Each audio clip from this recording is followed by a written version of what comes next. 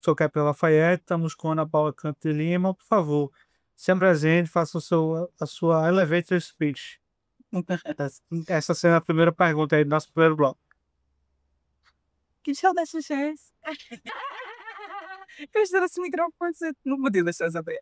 Então, gente, eu sou Ana Paula Canto de Lima, sou advogada, atuo em direito de pacotes dados em todo o Brasil. Atualmente eu estou no CNPD, que é o Conselho Nacional da Privacidade e Proteção de Dados, que é vinculado à MPD, que é a nossa Autoridade Nacional de Proteção de Dados.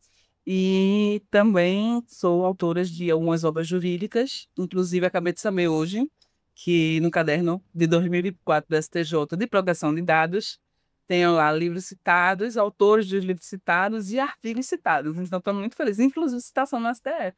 O que isso significa para um leigo? Converse com um leigo aqui. Isso significa que o seu conhecimento que você botou em livro, em artigo, ele está sendo utilizado hoje como uma fonte de jurisprudência? Como é? Exatamente, ele está sendo consultado quando se trata da matéria, né, do livro, pelas nossas, esqueci o nome, nossos tribunais, né, nossas cortes, e aí quando eles fazem as consultas e os livros estão nas bibliotecas, e eles utilizam os livros para fundamentar suas decisões, aí de vez em quando, normalmente anualmente, ou no máximo de 2 em 2 anos, eles fazem um caderno que são as bibliografias selecionadas pelo STJ, que é o Superior Tribunal de Justiça da gente.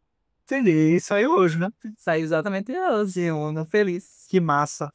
É o universo para processar. Fale sobre sua, fale sobre sua infância, adolescência, período de faculdade ou eventos e pessoas que moldaram sua personalidade.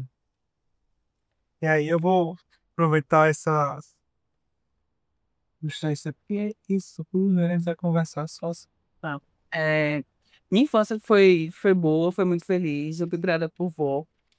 E minha avó, ela fazia tudo por mim. Ela trabalhava muito, mas ela me dava tudo que eu precisava e que eu não precisava. Meu tio também, que era como se fosse meu pai. Ele também fazia tudo por mim. E meu padrinho, que era um apoio também que eu tinha, que também estava sempre presente, fazia tudo por mim. Minha mãe me deixou com minha avó quando eu tinha 3 meses de idade. Então, eu fui criada com minha avó. Minha mãe, eu comecei um relacionamento com ela quando eu já era adulta. E hoje a gente se dá super bem, graças a Deus, mas teve um caminho para a gente chegar nesse momento. Minha avó faleceu quando eu tinha 16 para 17 anos. E isso foi muito impactante na minha vida, porque eu ainda era adolescente, né? Era uma pessoa criada com vó, então, um adolescente com a cabeça de quase uma criança, né? A minha sorte é que eu sempre fui muito. eh, Proativa. Proativa. E por causa da minha proatividade, eu comecei a trabalhar no Banco do Brasil quando eu tinha 14 anos. E ninguém queria, porque, você tem tudo, você não precisa de nada, para que você vai trabalhar seus estudos. E eu queria muito trabalhar, porque na época o meu namorado, ele trabalhava no Banco do Brasil e eu achava o máximo que ele tinha cheque. Né? E um monte de coisa, e ele passava cheque quando a gente saía. Imagina, eu com 14 anos, ele passando cheque. Eu achava o máximo, aí eu dizia, não, eu preciso, também quero, essa minha independência, né? Eu comecei a querer fazer isso, e minha avó, ela nunca me limitou. Tudo que eu sempre quis fazer na minha vida, ela sempre me apoiou. Que massa. Na época que eu queria negociar meus gibis, ela apoiou. Na época que eu queria fazer picolé de saquinho, ela me apoiou. Na época que eu tinha muita influência da turma da Mônica para gibi. Aí tinha aquelas limonadas que o pessoal botava para vender nos gibis. Eu dizia que queria fazer, ela me apoiava. Então ela Botasse já a limonada. teve limonada, picolé, tudo que tu imaginar, negociei gibi, figurinha de álbum, tudo que tu imaginar que eu queria fazer, ela me apoiava. Empreendedora nada. Ela sempre foi de dar apoio e isso me ajudou muito a ser essa pessoa muito de iniciativa, né? Autêntica, com iniciativa. E aí foi assim que eu consegui meu primeiro emprego, né? Eu Foi pro Brasil. pedi pro meu namorado fazer essa ponte, ele não quis. Já sabia desde os 14 anos do poder do network. Pois é, ele não quis fazer a ponte, e aí eu fiz o quê? Peguei o meu ônibusinho, saltei na Dantas Barreto, bati lá no uniforme Santa Maria, bati lá onde é a gerência geral Falando o quê? do Santa Maria, uniforme da escola, bati onde é a gerência geral, aí lá no tal andar. Aí cheguei lá, tinha uma secretária. Aí eu, tudo bem, eu queria falar com o doutor Guzmão. Aí ela, quem eu devo anunciar? Ana Paula. Da onde? É particular. Muito 13 anos. Muito doido. Fui mesmo.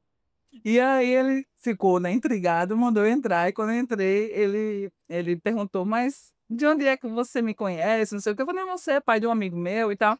E aí ele, mas você é de Santa Maria, sou. E por que que você acha que eu deveria lhe contratar se tem ali naquele imóvel? Também naquele imóvel com um monte de pasta desse tamanho, daquelas de elástico, com um Currículo. monte de currículo de um monte de gente qualificada. Por que que você acha que eu deveria lhe contratar? Aí eu, né, 13 anos de idade, na altura da minha experiência maravilhosa, em 13 anos de idade, eu disse, eu sou uma aluna muito boa na escola. E aí ele, tipo, ah, é? Eu disse, é. Aí ele disse, não, não sei se é boa aluna, mas que tem coragem. A resposta não agradou muito. Então, Mas a coragem que demonstrou todo assim, o contexto, realmente. aí ele disse, não, eu gostei da atitude, né? Isso, é. Foi uma atitude ali que não comportava, não, uma criança de 13 anos.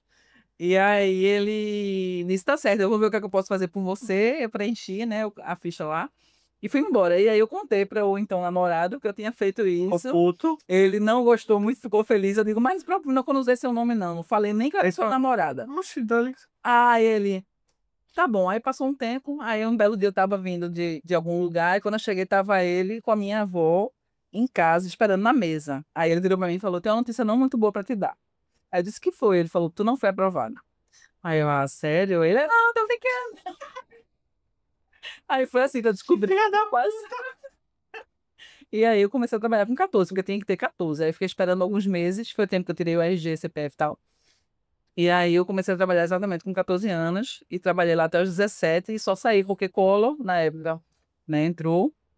E aí ele não estava muito feliz com o movimento do Banco do Brasil a favor de Lula, na época que ele estava disputando. Você saiu esse cara de colo, filho. Ele fechou as vagas. Foi, porque não era um emprego, né? Era um estágio, né? Era a gente não tinha um vínculo estatal, não tinha um vínculo como funcionário público. A Não, gente era um estágio, menor se fosse o menor aprendiz, exatamente. Era o menor aprendiz. Aí ele cortou o programa Menor Aprendiz. Exatamente. Entendi. É. E aí? E nessa época tinha um concurso interno que a gente poderia fazer para ficar como efetivado como um funcionário. E quando eu entrei, eu era muito nova para fazer esse concurso interno. E quando eu cheguei na minha idade que eu podia fazer o concurso interno, ele extinguiu o concurso. Aí eu digo, me lasquei. Fim. Se lascou não, foi só mais uma experiência. É. Talvez eu não fosse tão feliz, né? Se eu tivesse passado e sido funcionária pública. Eu acho que eu nem família comigo, sério. Mas e aí, depois? Aí depois disso, minha avó morreu, né? Felizmente eu tive essa experiência, então eu não estava totalmente crua em relação ao emprego. Aí em seguida alguém mandou meu currículo, alguém assim, internamente entre os bancos, compartilharam meu currículo. Aí eu ainda cheguei a trabalhar em outro banco como escriturária, mas fiquei pouco tempo. E aí em seguida minha avó morreu e eu fiquei tipo sem apoio, né? Porque meu tio, ele morreu antes da minha avó. Ele pegou, Você ajudou com familiar agora. e ajudava a minha avó e a mim a, tipo, né, cuidar e proteger a gente das coisas que meu pai fazia quando ele estava alcoolizado.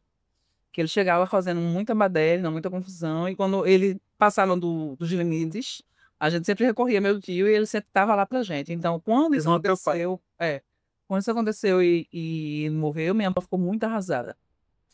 E aí, com certeza, em virtude Tua avó que dessa você criou aí, a tristeza, avó do teu pai. mãe do meu pai e do meu tio. Com certeza, em razão dessa tristeza, ela morreu muito pouco tempo depois. E aí eu fiquei, tipo, sem minha avó, sem meu tio. Meu padrinho, que ele tinha um relacionamento muito bom com minha avó, sempre estava com ela, ficou muito arrasado também, morreu um pouquinho depois. E aí, Vocês é foda, velho. ficou, tipo, eu e meu pai. Aí a pessoa que se passou por uma pessoa que ia fazer uma boa ação, ia me levar para fazer minha guarda, ia cuidar de mim, ela acabou que estava, no final das contas, com interesse em movimentar a herança que a minha avó tinha deixado. Aí levou meu pai para uma casa que a minha avó tinha, colocou tudo lá para ele e me levou para morar na casa dela. Só que quando eu descobri que eu fui lá pegar umas coisas que ainda tinha na casa que a gente morava, que era uma casa bem pertinho, inclusive, de Santa Maria. Cheguei lá, tinha um monte de extrato, que na época era extrato, né, que a gente recebia. E os extratos estavam todos zerados, com data posterior à morte da minha avó. Foi assim que a gente descobriu que ela, aí eu já estava com um namorado, né, outro, que eu já tinha acabado com esse do Brasil, depois de muitas idas e vindas e um namoro muito conturbado. Aí eu comecei a namorar com esse que eu estava nesse momento. E foi ele que prestou atenção. Disse: Olha, as fotos estão zeradas e nessa data aqui tua avó já tinha morrido. Uma pessoa que você convivia na época prestou atenção nisso. Sim. E aí, E aí ele tinha um tio que era advogado e levou os tratos pro tio e pediu pro tio perguntar, saber o que aconteceu. Aí o tio foi nas agências, né, que era mais de uma conta, e aí os gerentes disseram que ela tinha conseguido uma liminar para movimentar o dinheiro por causa da guarda que ela tinha feito. então, juridicamente ela estava certa lá, né? Juridicamente ela estava certa. E aí ela, quer dizer, mais ou menos, né, porque ela omitiu meu pai. Era como se meu pai não existisse. Ah, ok. E ela sabia onde meu pai estava, mas ela colocou meu pai como indigente e inexistente, Entendi. para ela poder dizer que a herança era toda minha. E aí foi isso que aconteceu. Aí, quando eu descobri, fomos questionar, né, o que tinha acontecido. E ela não gostou, ficou insatisfeita, revoltadíssima, porque a gente Isso não tinha descobriu. quantos anos? Eu tinha uns 17 para 18.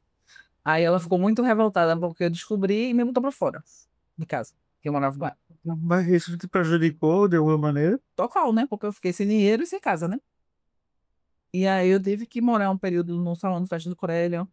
Aí os amigos do prédio que estavam me ajudando, um dava um cobertor, o outro dava um travesseiro, o outro dava um colchão e me ajudavam também com a alimentação, porque nesse período eu não estava trabalhando, né? Nesse período eu estava fazendo algumas coisas como um freelancer. Desfilava, fazia algumas campanhas de fotos, então não era nada fixo, né? E aí foi um período muito difícil, que eu não tinha uma estrutura financeira, também não tinha uma estrutura familiar, e em seguida eu fiquei grávida. E aí eu fiquei grávida, casei com o pai do meu filho, Pedro, e a família dele, contra todas as expectativas, ao invés de me excluir, eliminar e não querer que eu fizesse parte da família, me acolher. E aí eu passei um tempo com ele, descobri que ele estava me traindo, me separei, porque descobri a traição. Aí depois casei novamente com o pai, Paulinha, descobri que ele estava batendo no meu filho, me separei, batendo muito, né? Aí me separei, e toda vez que eu me separava, né? Porque o que eu queria? Eu estava em busca de formar uma família. E toda vez que eu começava um relacionamento sério, que a gente casava, eu procurava formar uma família. E toda vez que isso não acontecia, que eu me frustrava, eu me separava, eu tinha que deixar o filho com a avó, porque eu não tinha ninguém para ficar com minha pá, para ficar com meu filho, nem me dar apoio, nem não tinha rede de apoio. Então eram frustrações que me traziam muita tristeza, porque eu me separava por uma situação de tristeza e tinha que deixar o filho e que era mais uma tristeza, né? E aí eu ficava de novo recomeçando. E aí eu tive o meu terceiro marido, que foi pai de Pablo, e em relação a ele, quando eu fui morar em São Paulo, que eu passei um tempo morando em São Paulo, a gente se desconectou, ficou muito tempo longe. Aí acabou que eu arrumei um namorado e encerrei o casamento. Aí Pablo ficou um período com ele. Quando a gente começou a solidificar esse relacionamento, eu trouxe eles para São Paulo. A gente ficou um tempo em São Paulo e tudo. E aí eu descobri que eu estava caindo de novo. Outra traição. Aí eu me separei de novo. Separei. Aí os meninos voltaram de novo para as vozes, porque eu tinha que recomeçar tudo de novo, me restabelecer, me reorganizar. Acabava com toda a organização, né? E a estrutura, e eu tenho que começar tudo de novo. E aí, nesse período que eu estava muito desestruturada, foi quando eu conheci Eduardo, que é meu atual marido. A gente está junto há 20 anos, já fazia em fevereiro. E a gente passou muito perrengue, a gente já foi despejada, a gente já dormiu dentro do carro, a gente já passou muito perrengue, uma situação que a gente não tinha quase o que comer, e ele não precisava passar por nada disso, porque ele tinha família, né? Ele tinha mãe, ele tinha avô, ele tinha pai, ele tem, aliás, né? O vô, infelizmente morreu, mas ele tem pai, tem mãe, ele não precisava passar por isso, né? Mas ele me deu a mão e não soltou nunca mais, graças a Deus. E com ele eu consegui fazer minha família realizar meu sonho, que era trazer meus filhos para morarem comigo e construir uma família. Graças a Deus, ele me ajudou a fazer tudo isso. Então, sou muito grata a ele por não ter largado mais minha mão. E hoje nós construímos literalmente um império, que é a nossa editora. A gente tem também, que ele é diretor da editora. A gente tem também o escritório, que ele é meu sócio. E assim, sócio de tudo, de vida, de empresa, de escritório. Pessoa mais especial, né? Que conseguiu resgatar, né?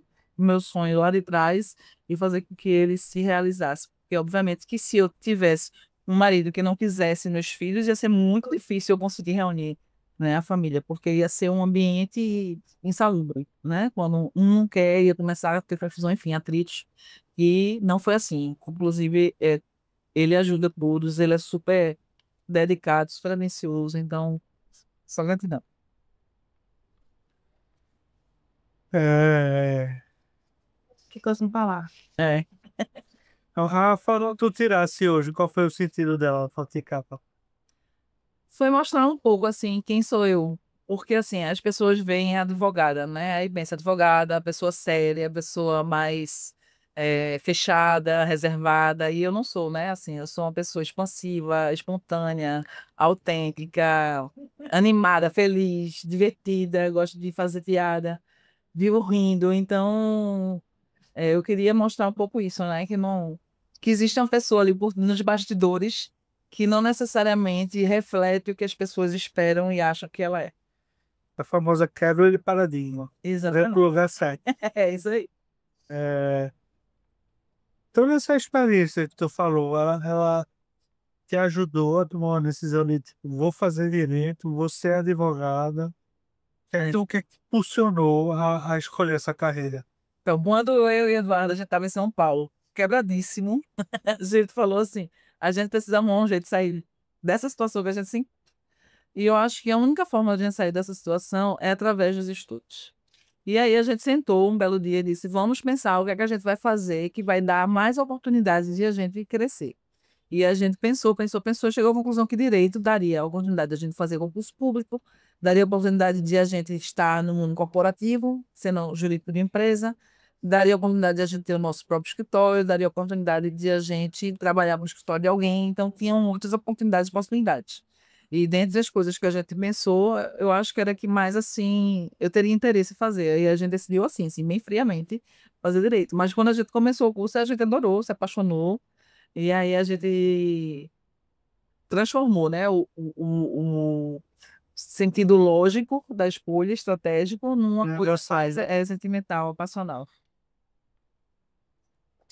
Descreva sua trajetória profissional até o momento. Bom, minha trajetória profissional, eu diria que foi assim, meteórica, como disse um professor meu, que foi o meu professor orientador, inclusive. Porque um belo dia ele estava me orientando no TCC. Poucos anos depois, eu estava lançando o livro na revista dos Tribunais, que é a editora mais importante jurídica que a gente tem, mais antiga, provavelmente. Então, foi realmente algo meteórico, mas tudo isso aconteceu por conta da minha mentalidade. Eu sempre fui, todo momento, desde que as coisas estavam péssimas, eu sempre fui uma pessoa otimista, sempre fui uma pessoa que via o lado bom das coisas. Meus amigos de infância me chamavam de Poliana, porque eu estava sempre vendo o lado bom das coisas. Essa referência eu não peguei, não.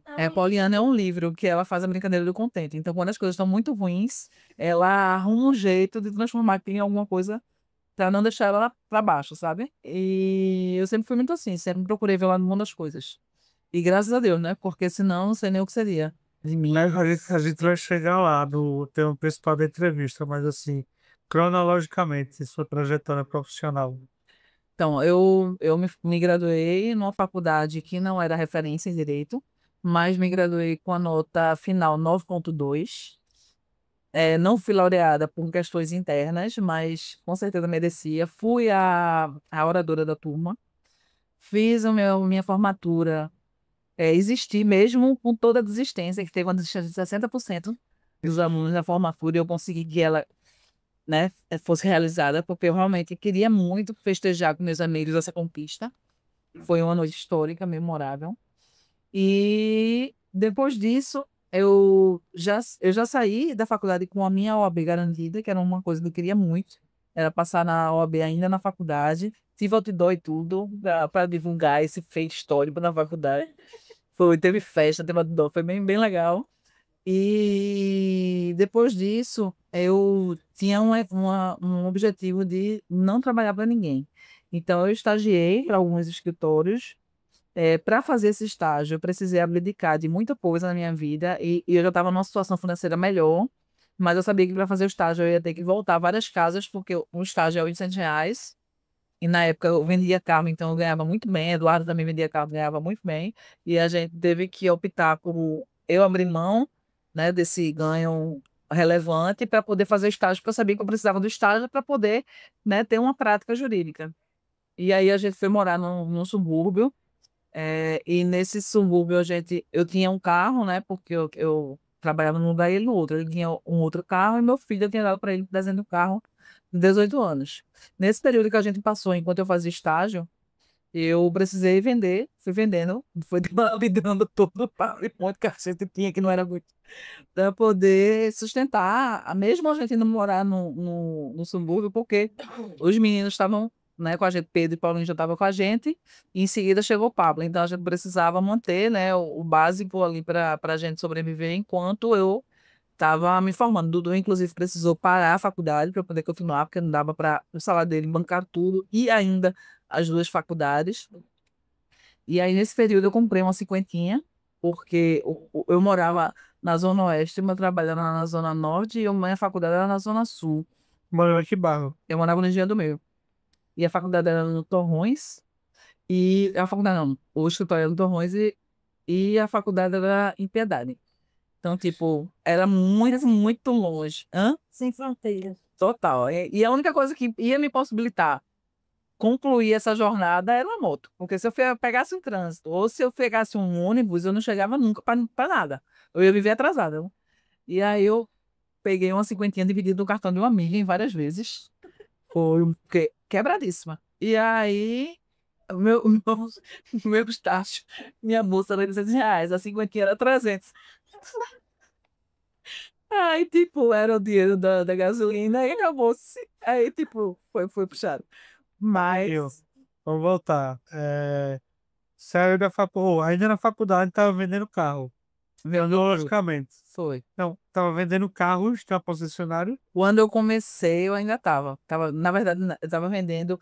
Eu vendi carro, depois eu fui vender publicidade. Depois, publicidade e Aí eu já fui pro fazendo estágio. direito. Já fazendo direito.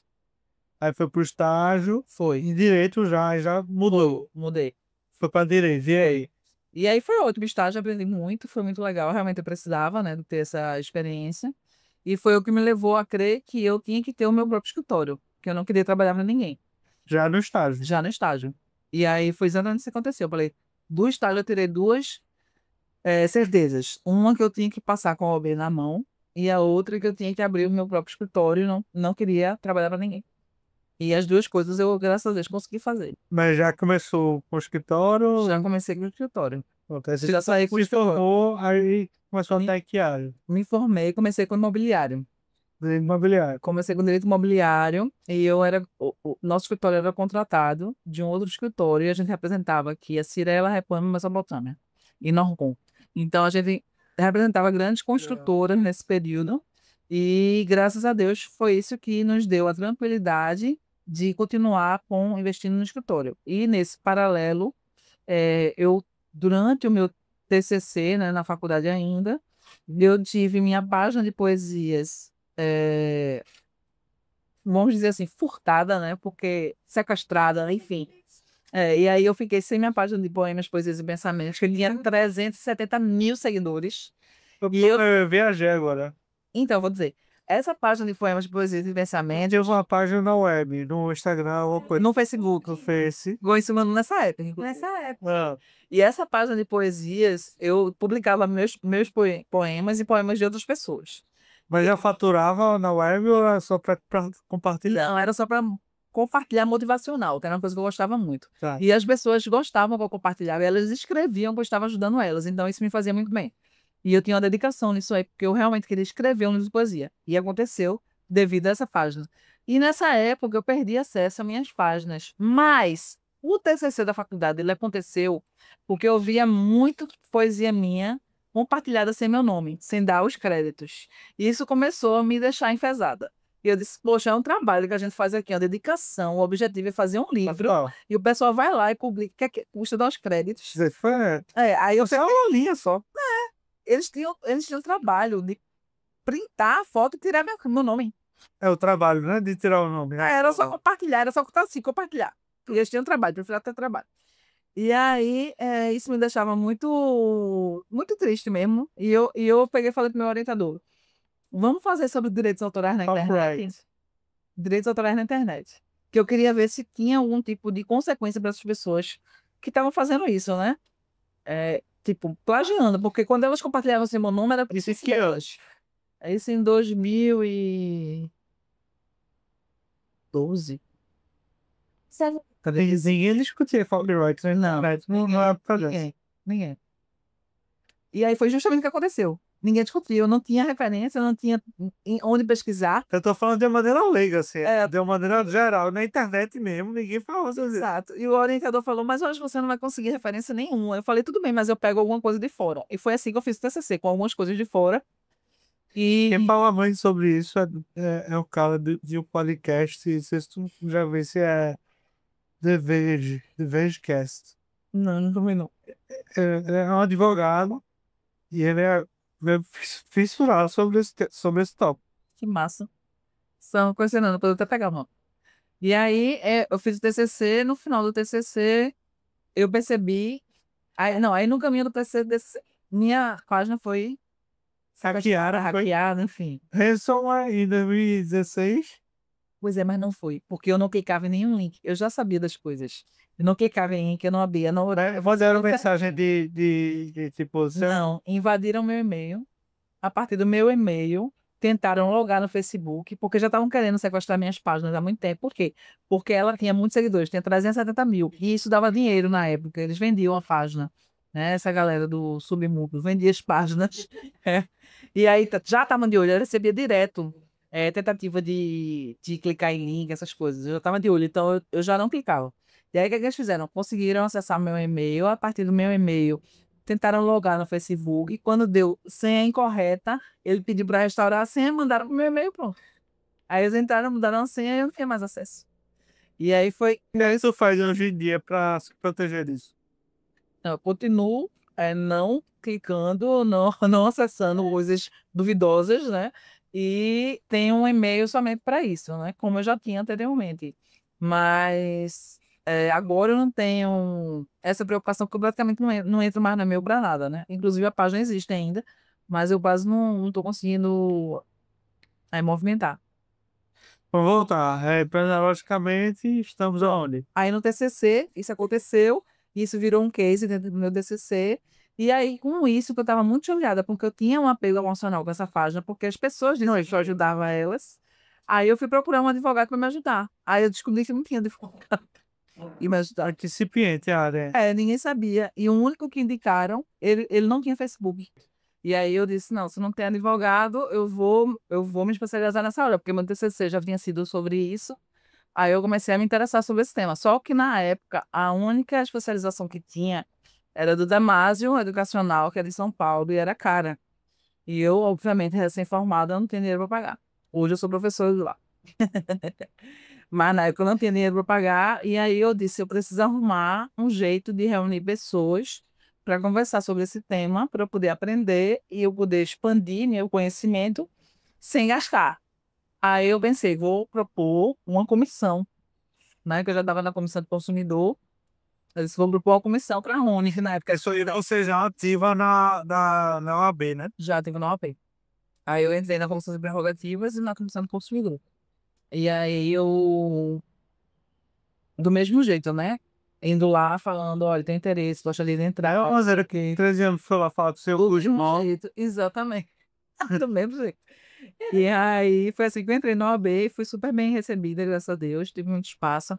Sugeri a Rony, na maior cara de pau, numa mensagem do Facebook, para ele criar. Ele disse que não ia, mandou eu entrar na comissão de PJE.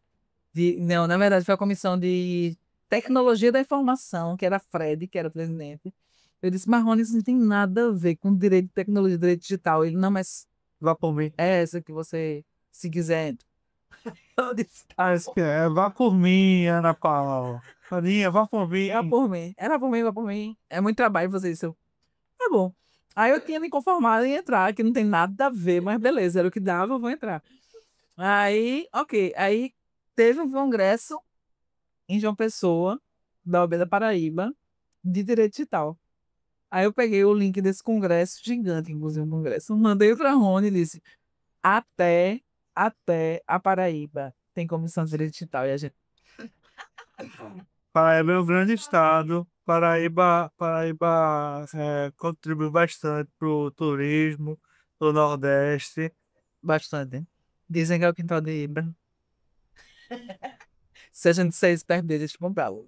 Eu tenho muitos amigos lá. Paraíba é um estado relevante para o Nordeste brasileiro, principalmente para o turismo. Muito. Inclusive, é o meu lugar atualmente morável, digo logo.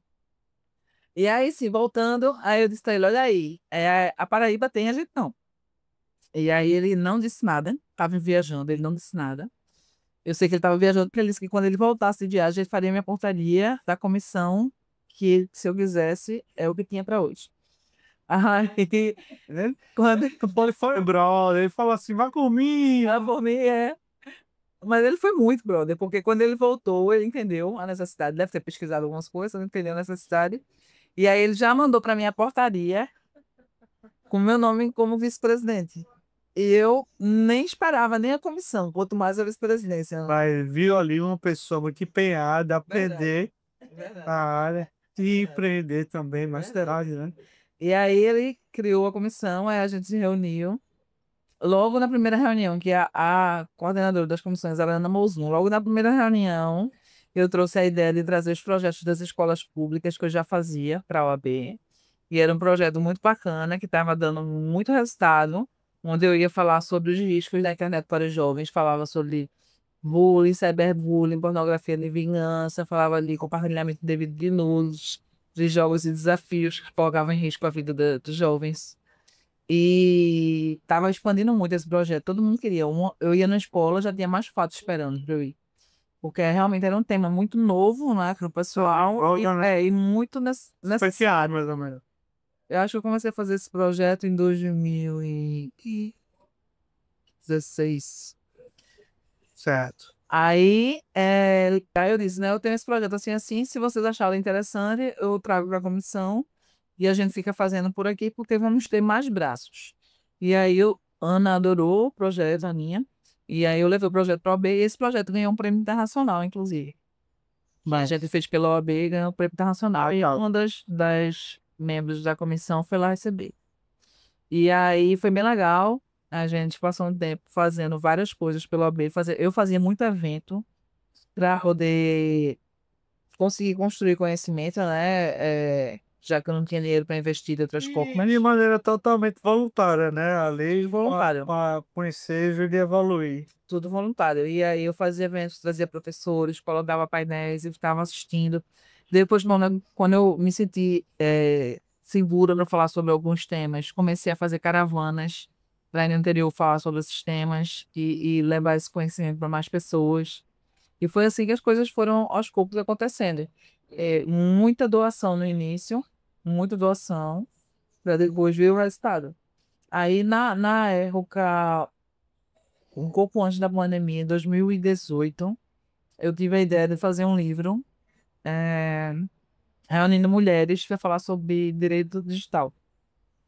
E aí eu pensei, vou fazer esse livro e nem era uma possibilidade para mim que esse livro não fosse acontecer, já era certo. Sim. E aí eu convidei a Carmina, Issa e a Paloma Saldanha para fazer comigo. Elas toparam e a gente fez uma lista, cada um colocou o nome de 10 mulheres para a gente convidar. E dessa lista, 26 aceitaram participar. E foi muito legal porque a minha lista era bem ousada, né? Tinha Patrícia Peck, tinha só a galera mais top, sei lá, né?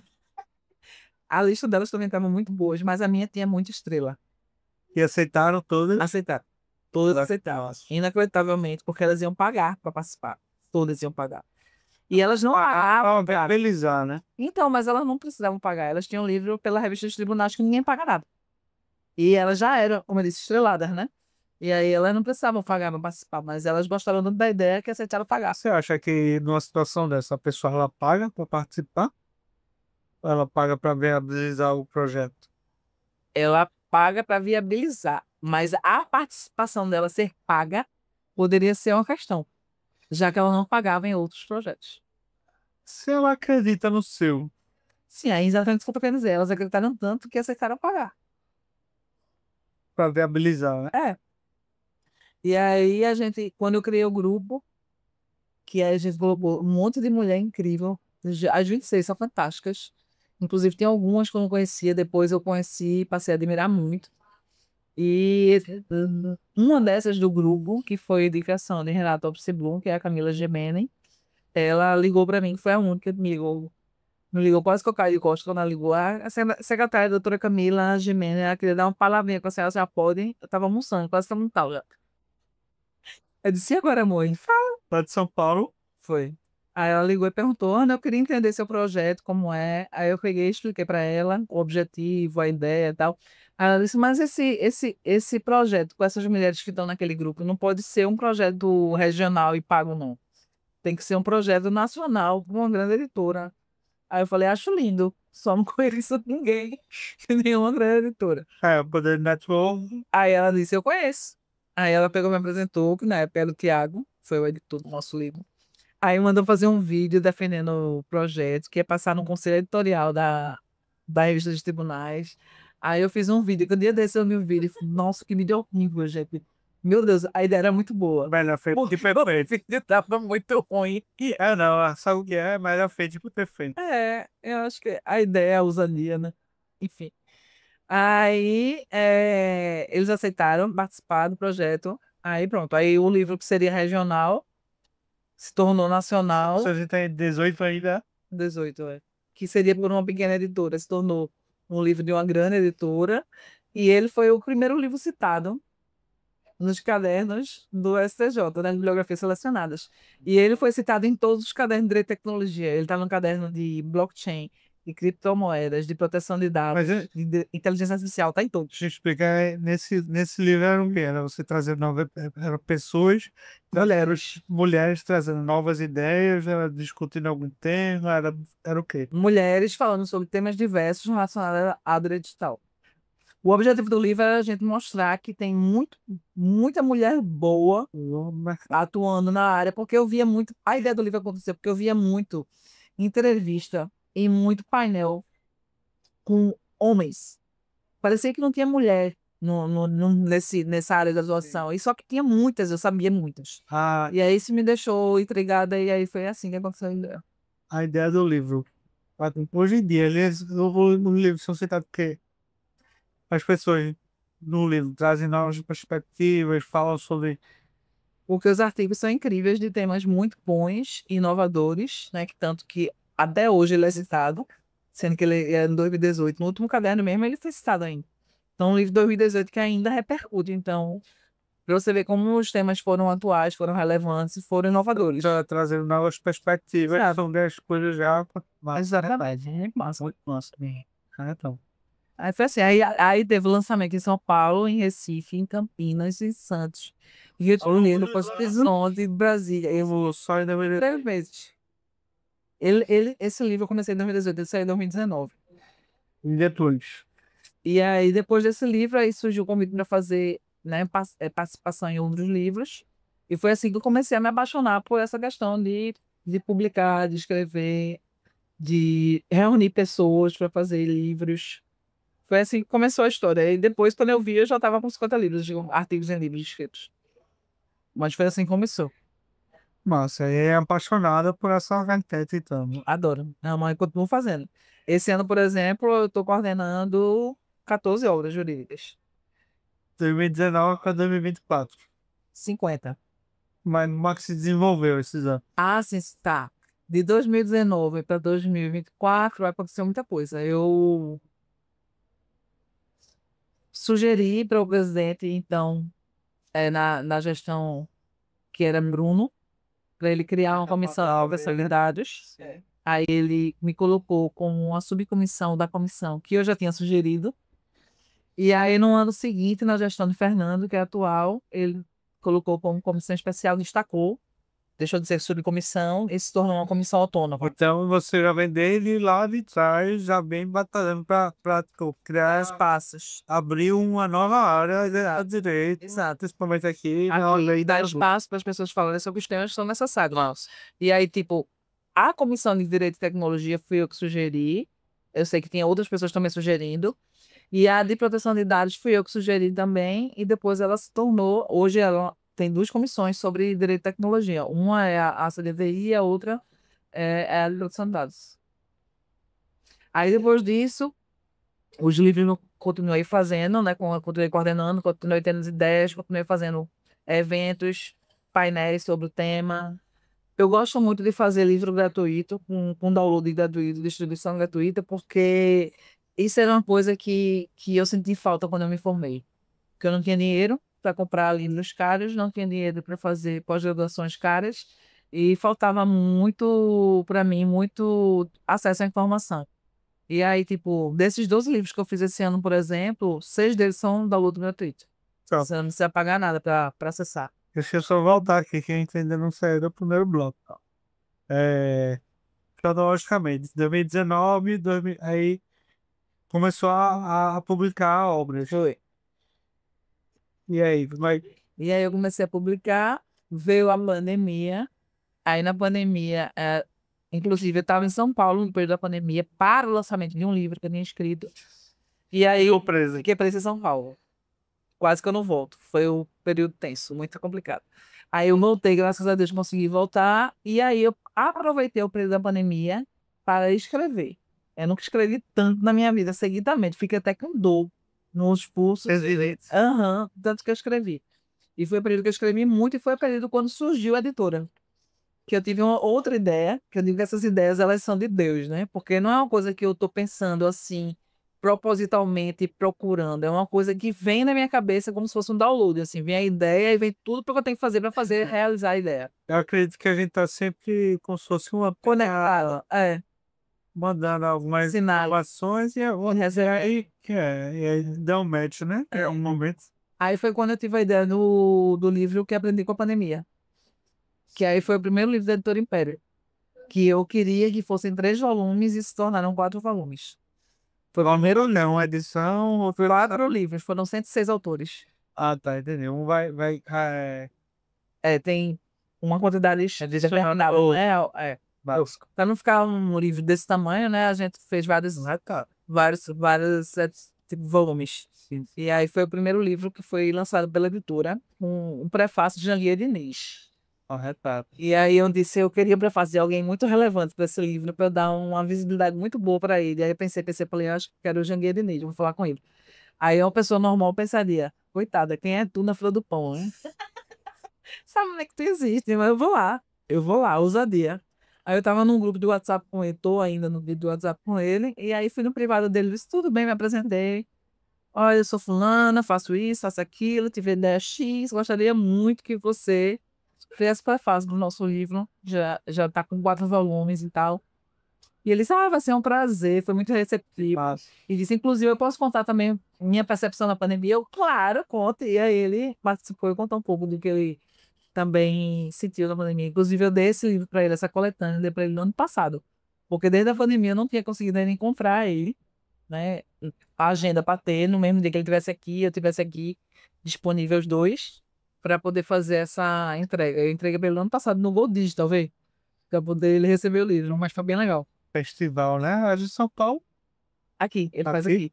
Tudo falando. Faça uma análise da sua jornada. Põe fazer nos últimos 12 meses. Bom, minha jornada é com ênfase nos 12 meses. Eu estou muito feliz. A editora está muito. Tá voando, já é nacional, né? Eu acredito até que 80% dos meus autores são de outras regiões que não é de Pernambuco. Então, fruto do network que eu tenho, né? Devido a tanto o evento, tanto o lançamento, tantas idas a outros estados. E Estou muito feliz, a gente está crescendo consideravelmente. E A gente é editora. de toda a crescendo, dobramos a meta. E o escritório também está bem, está crescendo. O fato de eu ter sido indicada pela NPD para a lista tríplice para participar do CNPD. NPD, CNPD. Vou explicar. A NPD é a Autoridade Nacional de Proteção de Dados, é como se fosse uma agenda regulatória trazida pela lei. Uma visa da vida. Da limpa. Só que é uma autarquia, mas é para entender é como se fosse. E ela faz o quê? Ela aplica sanções, ela faz processos administrativos, ela interpreta leis, ela traz diretrizes, entendeu? Aham. E a NPD tem um conselho, que é o CNPD, Você dessa parte. dessa agência. E eu fui indicada pela própria NPD, porque todo mundo faz inscrição, quem tem interesse faz inscrição, né? E a NPD seleciona várias listas tríplices para mandar para o presidente da República. E eu estava nessa uma dessas listas tríplices. Massa, velho. E aí o presidente ele me colocou lá e estou hoje no CNDD. Então, Arretado. um ano incrível. Assim, eu particularmente não vou mentir, eu não estava esperando essa indicação. Nem a indicação e muito menos a nomeação. Porque são muitos, né? Muitos advogados, muitas pessoas interessadas no tema, muita gente muito boa, muita gente que eu admiro. Então, a concorrência, vamos dizer assim, né? Dos nomes que eles têm que escolher é muito grande. E eu ter sido escolhida para mim foi assim, uma coisa muito relevante e é o reconhecimento de um trabalho, né? Como eu disse, eu faço muito livro gratuito sobre o tema. Então, um dos objetivos do CNPD é justamente fomentar e difundir o conhecimento sobre o tema. E é uma coisa que eu já vinha fazendo sem ser do CNPD. Então, fui vista, né, pela NPD e graças a Deus que eles me indicaram aí que o presidente também, né, fez a opção, escolheu. E eu estou muito feliz lá. Recentemente foi a posse. Muito massa. Inclusive, hoje tem reunião. Não, eu queria somente dizer que de tudo que eu fiz e todas as coisas que aconteceram, todo o movimento de crescimento que aconteceu desde o dia, né, que eu entrei na faculdade até hoje, né, que realmente foi algo praticamente impossível para quem vê de fora, né, uma pessoa sem herança jurídica, sem nenhum tipo de apadrinhamento. Lógico que eu tive muitas pessoas que me deram a mão no caminho, óbvio, né, todo mundo tem, mas a questão de você não ter um nome jurídico e conseguir se destacar no ambiente jurídico, predominantemente de grandes bancas, grandes nomes e herança jurídica e muitos homens, não é fácil. Então, eu tenho muito orgulho da minha trajetória, muito feliz com o que eu realizei, com muita fé em Deus, né? Muito otimismo, muita perseverança e muita ousadia, principalmente. Porque se você fica esperando que alguma coisa caia do céu, vai morrer esperando, porque realmente ela não vai cair do céu. Você tem que entrar no que você quer e acreditar que você é capaz de dar conta daquilo que você está querendo, né? Então, acho que a mentalidade foi o principal diferencial dessa minha trajetória. E por falar em mentalidade, o que você acha que foi sua. Dentro da sua vida, ou dentro da sua trajetória, como foi que a mentalidade lhe ajudou, ou lhe fez chegar até onde você está hoje? A mentalidade, ela fez total diferença, né? Porque, assim, eu sempre fui muito curiosa em relação essas coisas de desenvolvimento pessoal, tanto que eu achei esses dias na agenda um evento que eu participei em 95 de Lei Ribeiro. Veio em 95, ninguém nem falava sobre isso. Eu estava no evento Lei Ribeiro. Inclusive, eu vou até postar esses dias. Qual é o nome dela? Era Lá em Ribeiro. Laí Ribeiro. É um grande cara que já falava de Não, mentalidade há muito tempo. E acho que a palestra era sobre sucesso global. Você aqui em Recife. Foi aqui em Recife. E aí, tipo, quando eu achei, eu falei, caramba, olha só como as coisas se encaixam. Eu já falava sobre isso, eu não, nem me lembrava de falar sobre isso. Mas isso explica muito do otimismo. É mentira, não eram todas. Exato. Isso explica muito do meu otimismo, porque eu já estava nessa frequência e mesmo que eu não tivesse me aprofundando teoricamente, vamos dizer assim. E de um tempo para cá, acho que de uns 6 anos para cá, eu tenho me aprofundado teoricamente. Inclusive, eu estou fazendo uma pós em neurociência. E o objetivo é justamente entender melhor como é que isso funciona, porque é de fato uma coisa real. Se você emite uma frequência correta para o universo, ele responde exatamente com o que você emitiu. Seja coisa boa ou coisa ruim. Então, se você está num momento de dificuldades, tanto que tem aquela frase, né? Quando acontece uma coisa ruim, a desgraça só vem junto com outras coisas, né? Desgraça nunca vem sozinha, desgraça sempre vem acompanhada. É justamente por causa disso, que você começa a emitir uma vibração de coisa ruim, de dificuldade, enfim. Aí realmente é o que você recebe. E durante muito tempo eu não entendia isso, até porque eu sempre era traída, né, nos meus relacionamentos. Isso era uma tendência. Por que isso acontecia? Porque eu sempre estava esperando a traição. Eu já entrava no relacionamento esperando a traição. Aí era o O motivo universo não entende que você está esperando. O universo somente entende a que você está traição. traindo. É, atraindo a traição. Exato. Ele não entende que você está repelindo. Ele Não, só entende a parte exatamente. da O universo ele traição. só diz sim. Então, traição sim. Eu acho eu acho uma palavra muito peculiar e importante que você trouxe, que é a frequência. É, É, da, posso utilizar um exemplo de uma antena de rádio. Ela exatamente. está emitindo e recebendo uma frequência que quem está ali Sintonizando. sintonizado na mesma frequência está escutando aquilo que aquela antena está Exatamente. emitindo. E aí eu estou estudando isso há muito tempo, né? E aí foi quando as coisas começaram a fazer sentido, porque eu era frequentemente traída e eu pensava, caramba, eu não fazia nada para ser traída, mas eu fazia.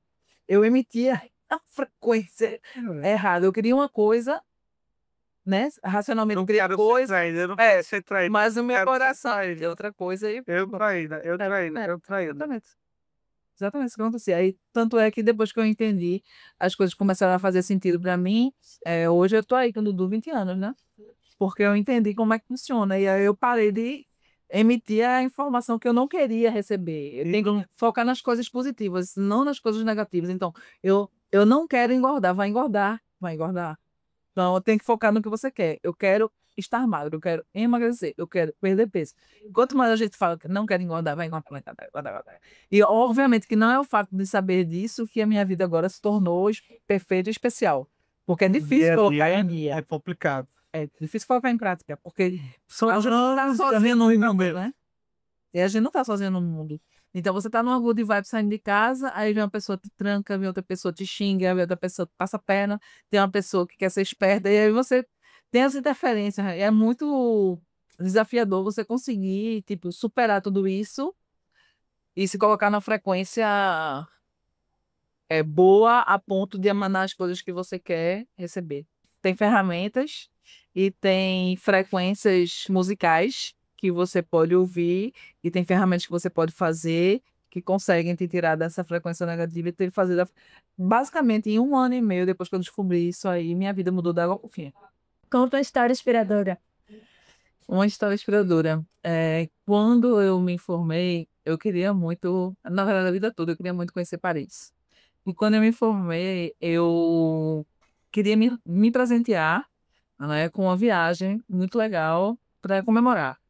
E aí eu pensei, na época era uma Black Friday, e eu disse, eu vou procurar aqui para ver Fernando de Noronha, porque certamente Paris está muito além das minhas possibilidades hoje, né, recém-formada, e vamos olhar Fernando de Noronha. Aí eu olhei Fernando de Noronha e tava 3.800 para Fernando de Noronha por pessoa em 2015 para 16. Aí eu disse, bom, se Fernando Noronha tá esse valor, imagina Paris, deve estar o triplo, né? Aí eu fui pro desencargo de consciência ver Paris, né? Uma coisa disse assim, vai ver Paris. Eu fui ver Paris, estava 3.500.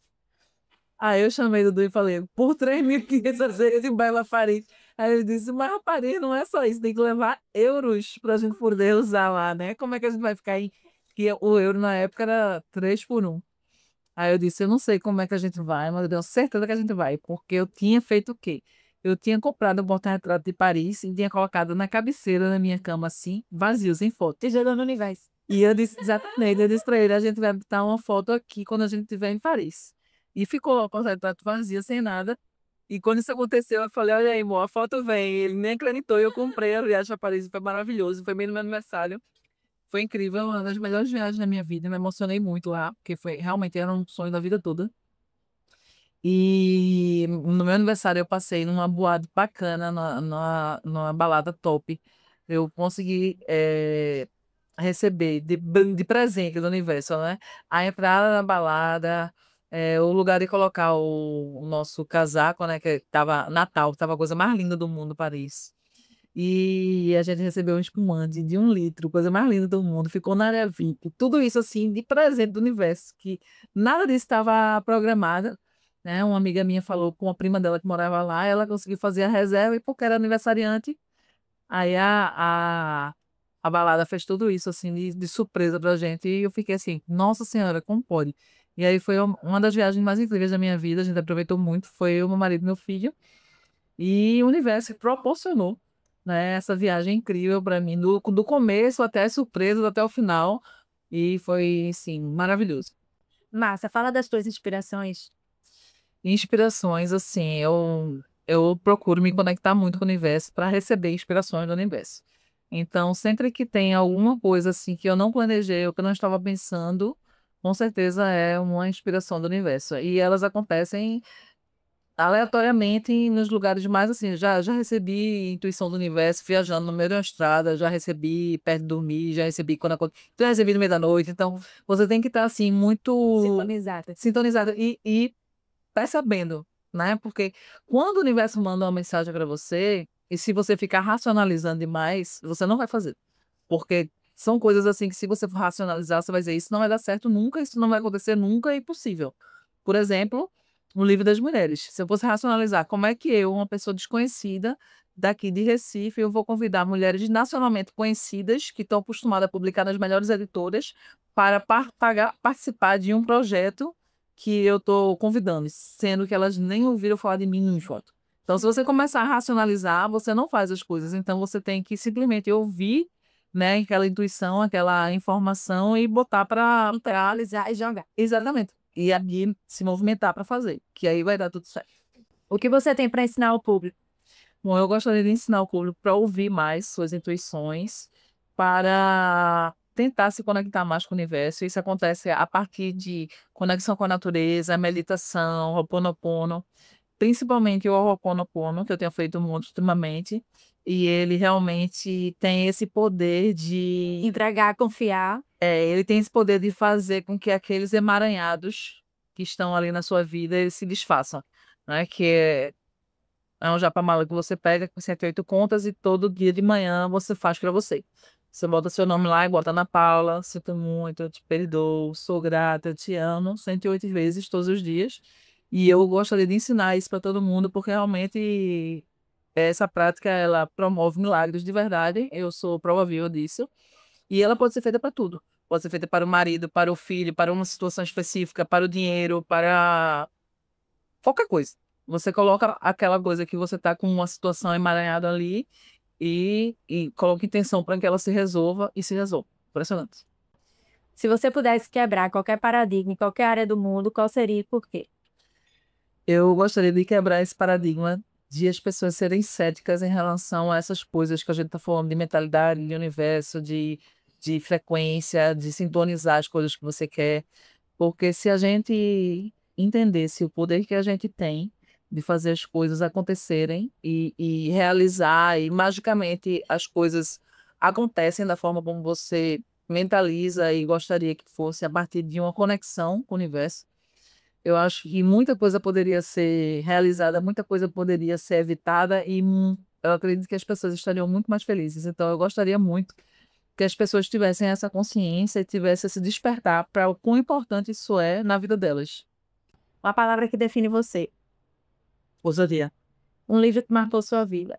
poder subconsciente, Um filme que você ama. a espera de um milagre, Um momento que você nunca esquece. nascimento dos meus filhos, Um prato que você não resiste. qualquer prato com carne. Uma pessoa que te inspira. Caramba, todas as mulheres fazem diferença no mundo.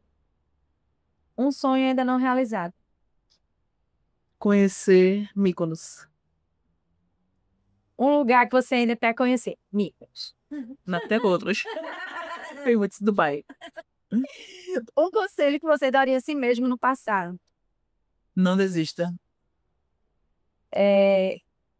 Doce ou salgado. Salgada, Verão ou inverno. verão. Gato ou cachorro? Cachorro. Praia ou montanha? Os dois. Café ou chá? Café. Manhã ou noite? Noite. Qual o seu lugar favorito no mundo? Perto da natureza. Qual o seu maior medo? O meu maior medo é não ter tempo suficiente para realizar todos os sonhos que eu tenho. Qual é o teu sonho de infância? Ter um helicóptero. Maior vício? Maior vício. Eu acho que é viajar. Hobby favorito? Hobby favorito. Favorito, acho que é ler e estudar. Eu gosto muito. O que te tira do sério? Gente mal-humorada. O que você faz pra relaxar? Medito e faço ho'oponopono.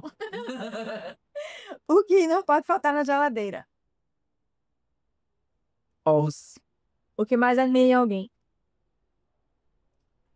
A coragem. Qual é a hashtag de sucesso? Temos um, Manu!